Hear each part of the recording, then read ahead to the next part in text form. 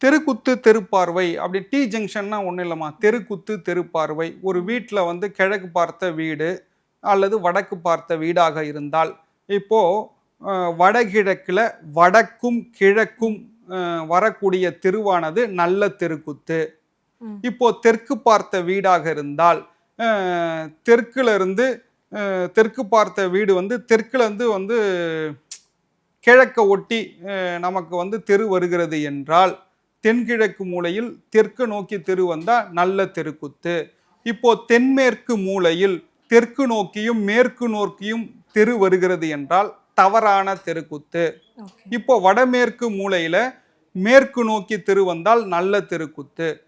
இவ்வளவுதான் விஷயம். இப்ப நல்ல தெருக்குத்துல வீடு வச்சிருக்கோம் அப்படின்னா நம்ம பிள்ளையார் வைக்க வேண்டாம். சார் அதற்காக வந்து கெட்ட தெருக்குத்துல இருந்தா பிள்ளையார் வச்சா சரியாயிடுமான்னா சரி ஆகாது.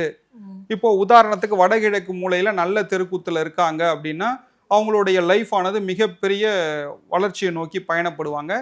தென்கிழக்குல வந்து ஒருவேளை கிழக்க நோக்கி தெரு வருகிறது என்றால் அங்கே இருக்கக்கூடிய பெண்கள் பாதிக்கப்படுவார்கள்.